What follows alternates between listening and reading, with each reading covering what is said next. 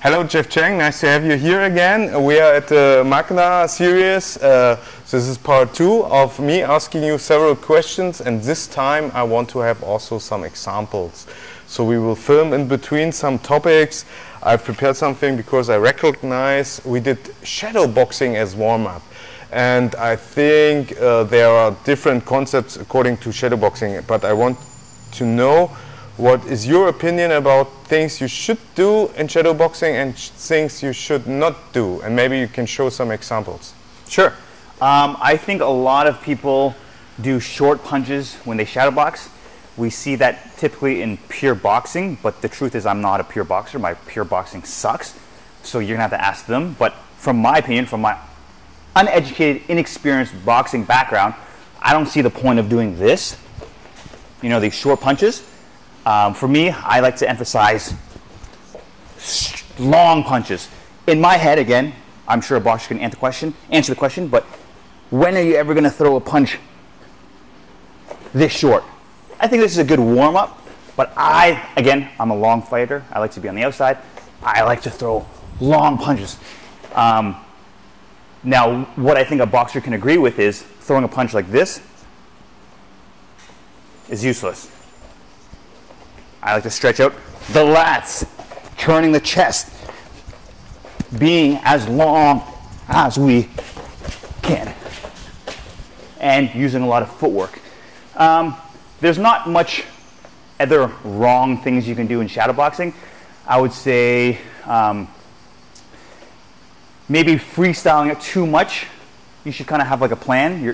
You should warm up with your favorite combinations that you think you're going to use in sparring, or your favorite combos or your combos in general that you plan on trying in sparring. You should have a plan, not kind of be too random about it. What is a good plan? Is there some kind of defense involved, kicking, ground fighting? I mean, like for me, I already know what I'm going to throw. I like my cross the double step low kicks, right? I like to throw my kickboxing style low kicks, right? I like to throw I already have the combos I have plan that I'll practice and warm up with. Warming up with just the jab is also very good. Just warming up with that footwork, working defense, visualizing. Having a plan is very important. Is probably the most important thing here. Yeah. What mistakes do you see? You saw a lot of mistakes the days when we were shadowboxing. I saw you correcting people. What are things you usually say? So one of the most common things that I see is this.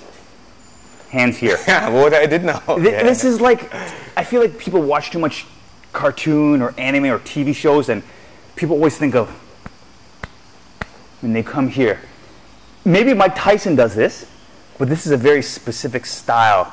How do you defend punches from here? Head movement, like Mike Tyson, which is just not my style of slipping, or shelling. But if you want to shell, your hand should be here. This is a very like Mike Tyson, who you never watched MMA, you see Mike Tyson and you come here. The problem with this is if your hands are here, how are you going to parry? So if you throw a punch at me, I have to lift and then parry. Yeah, right? I can literally only slip or again shell. But if you want to shell, your hand should already be up here. Instead, at least I'm correcting them specifically because I'm teaching them the long guard. Hand should be outside the eyebrows. So if you throw the jab, I can parry. You throw the cross, I can parry. I can deflect. I can pull. Again, this is you don't learn anything. You can work just one way. Yeah. From here, I can parry, but I can also twist for power. So, in my opinion, the ties are kind of like this. Yeah. Defense is good. Defense is good. Push away, defense. But I'm not saying the ties can't box, but there used to be like a thing where, oh, the ties can't box because their stance are very here. But because your palms are facing forward, there's no power in the punches. You now need to turn them over, then twist, which is slower. On the other hand, boxers, like Mike Tyson, they come here. Look at the power he generates. But then it's not really good for defense unless you're planning on using head movement. But Mike Tyson's the style that comes forward, side to side. So I like a hybrid, palm facing each other. So if he throws a punch, I can play defense. If I want to punch, my elbows are still tight. I still got the twist in the punches. Which reminds me, A lot of people, when they shadow box, it's like frog hands. Or sometimes they're like this. T-Rex arms. T-Rex, I don't know. I personally like to keep them closed. I stick the thumb out right by the forehead. So now when you jab, I can easily parry. And then if I want to punch, I simply close. Versus, it's smoother. I feel easier. It's just the tip of the fingers. Yeah, and it's like you're swimming. You don't want to swim like this. You want to swim like this. And then I teach people the stance, and people try to imitate me, and they'll be like this. This is not what I do. I come here. Yeah, you have your elbows much closer than it looks like on the video.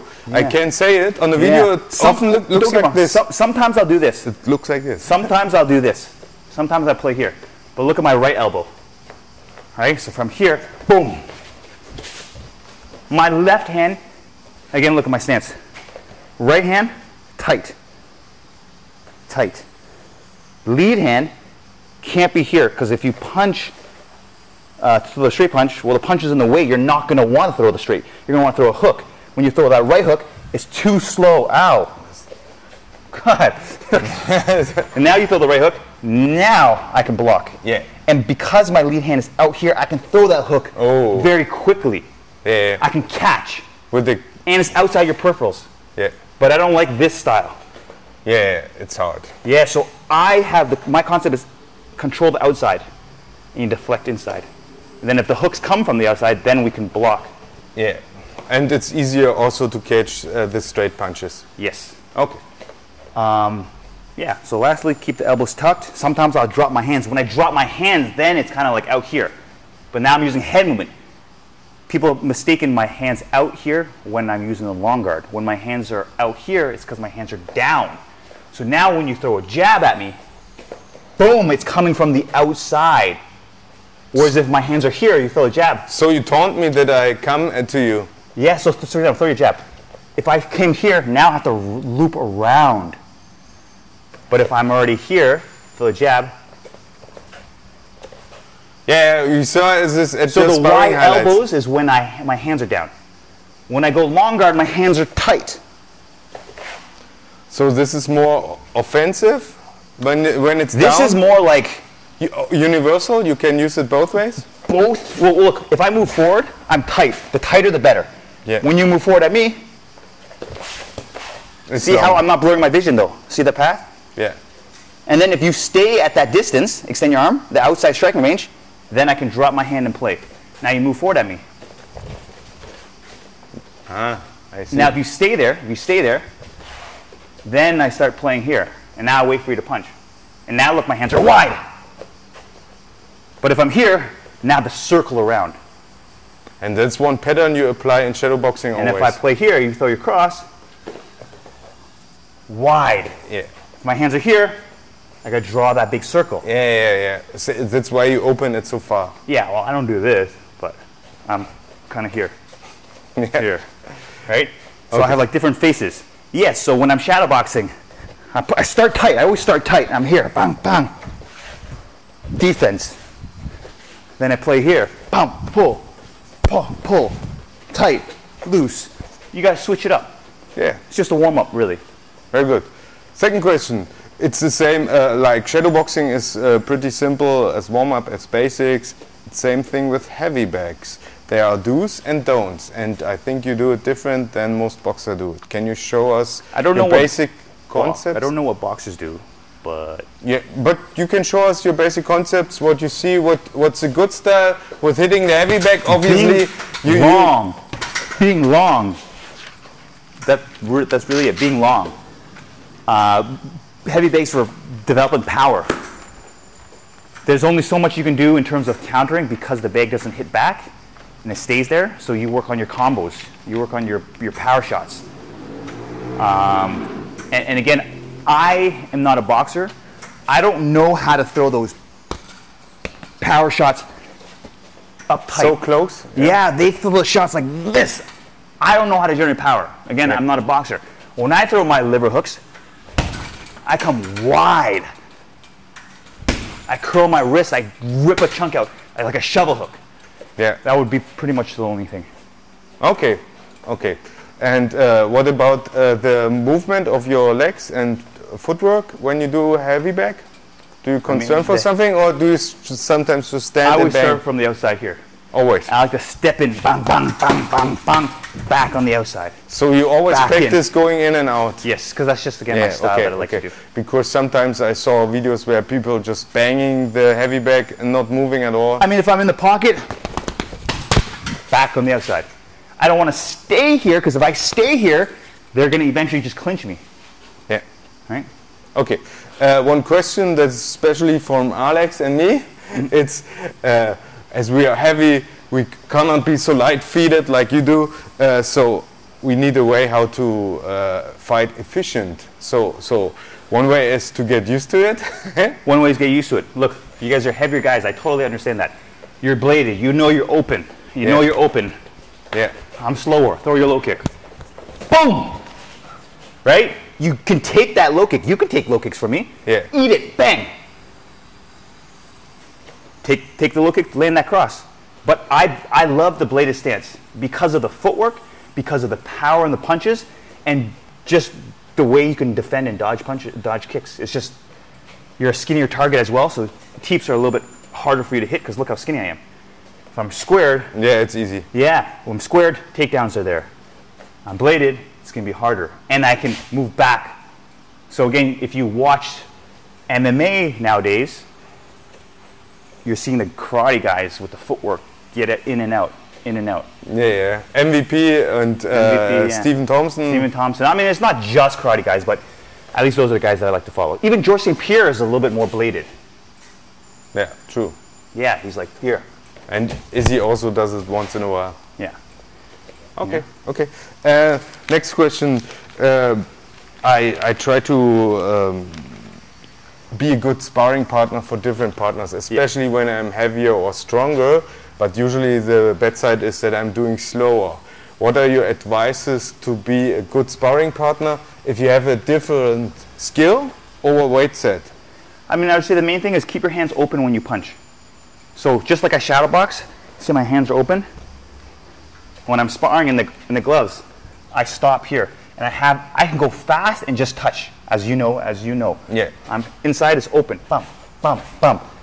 But I promise you, even if you practice, if all you do is practice like that, when it is time to turn up, I have no problem just clenching. To go the last 2 centimeters. Just clench. Yeah. But like, no, I'm making contact. But look, I can't hit you that hard if my hands are open. I'm going to break my hand. Yeah. I just pop, pop. Then when I want, then I clench. That's it. That's the only difference. And I mean, I think just being consciously aware, like Alex is very controlled with his punches, but then he can get a bit spazzy sometimes and tie up, and then when he ties up, he clinches my head, and then because he's clinching hard, he's not realizing he's punching, and he got me with a really good uppercut, and I was like, oh shit. Sorry. Yeah, I mean, it is. I'm not trying to make you feel guilty, but I'm being honest, right? But for the most part, you're very controlled. You're very controlled with your kicks, but then sometimes you get excited, and then you start hitting a little harder. If you watch me sparring Cuba, Cuba had me in the clinch, and I'm like, pop, pop, pop, pop, like, so light. 1 million strikes, but yeah. And then with you, if you remember, I slipped the punch, I went pop, pop, I didn't even touch you. I went pop, pop, pop, and then into the kick. Body, no problem. But in terms of body kicks, you need to push off. If you push off, it's not going to hurt no matter how fast you go. Okay. But if you snap it, it's going to hurt and irritate. Yeah. So push. In return, when you push, you have more recoil. Yeah. And so go back to your stance. So just, it's a win-win when you push. It's a lose-lose when you snap it. So we have two things, with the legs push and with the hands open, and that's fine. Another thing? I'm trying to think. Because Alex likes to mention not to head kick, but I like to head kick. I just like to slow it down with the hook kick. I just tried to slow it down. I lift it up and I just stop. Yeah. And because I don't have the flexibility like others, sometimes you'll see me just fall back. But I'm starting to develop control to just push off. But if you snap it, it's going to hurt. So again, I recommend, I don't like snap kicks unless it's to the head. Okay. Like meaning in a fight, I would snap to the head because it would hurt. But to the body, it's going to hurt your own foot, and it's not going to hurt your partner. Yes. Let me see what I had. What are your 3 favorite calisthenics exercises? Because we did a lot here. Pull-ups. What kind of pull-ups? Do we have a pull-up bar here? Yeah. We go to the pull-up bar. Okay. Not giving you a break, Jeff.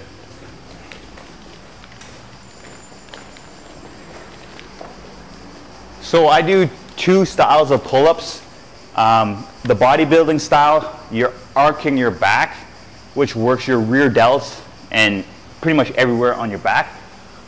So for example, if I'm leaning back, see how my legs are dangling? This is the easy style.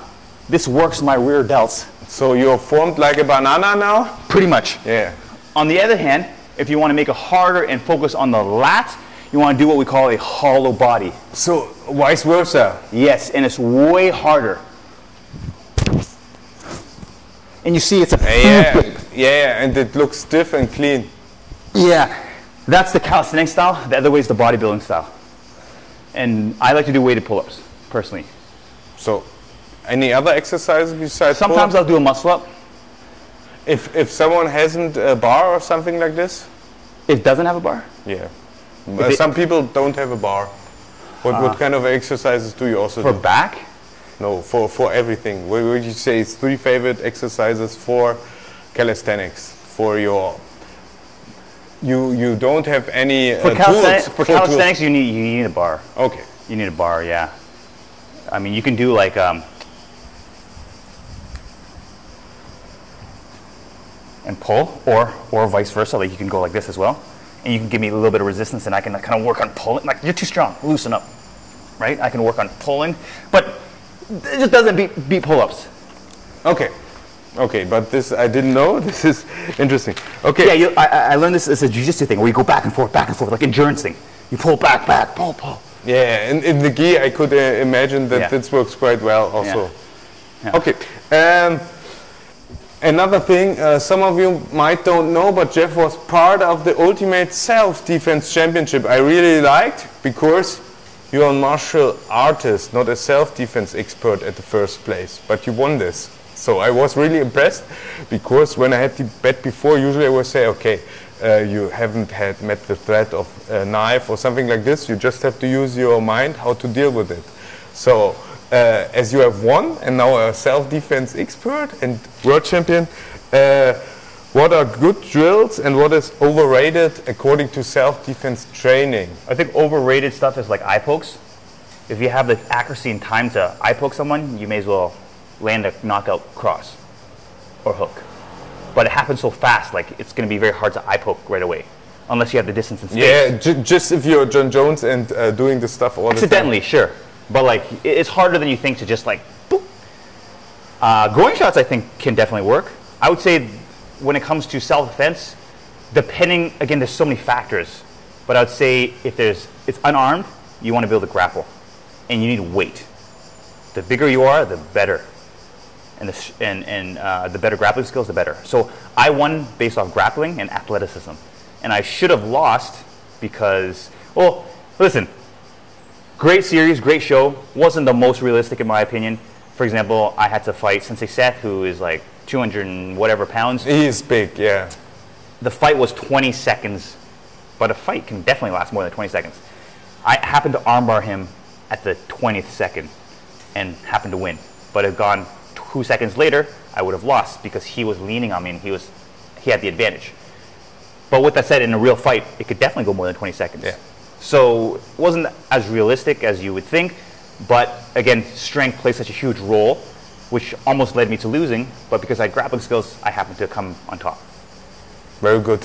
What were things that you were surprised within the self-defense championship where you say, I was especially surprised by the knife scenarios because your reaction was very good and I have no idea how often you trained before against knife threats, but it looks on point. I mean, 2-on-1 is the best way I handled it. So he went to stab, 2-on-1. But I do this in wrestling. Yeah. So if we're wrestling, like you're not stabbing, we're just wrestling. I'm going to try to control the wrist and start attacking, right? So it's a grappling tactic. So I guess I instinctually did 2-on-1 and then I went for a takedown. Yeah. Yeah. And then I resorted to the double leg for everything because that's what I've drilled in my head. So any kind of altercation, my reaction is a double leg. I'm the most confident in it. Yeah, but it works. So it works, yeah. Nice? Okay. And did you have any special tactic according to dealing with multiple opponents? Because there were some scenarios in it, I thought. Kick, punch, side kick, teep. You just create distance and run. Yeah, again, it wasn't the most realistic because they stopped it within like 20 seconds. But 30 seconds, I would have been dead. You know what I mean? Yeah, because you lose power with multiple opponents much faster. Yeah. Okay. Next question or last question is, what can we expect from you in the future? Anything you have planned you want to say to us? Definitely more retreats. And it's been really nice seeing past members because it's just like they come and I'm like, I already know them, and it's just, we just build a better relationship. Yeah, Alex. I'm going to actually be doing less seminars, I think, because I have a new baby now. Yeah. But yeah, I mean, just, you know, the usual. Oh, you can expect less hard sparring. I've decided that I'm a new father and I got to save the brain, and, you know, I've done enough hard sparring for the views, no more. So you can expect just light techno sparring, and that's what you should expect when you come to a retreat as well. Thank you. Thank you for your time.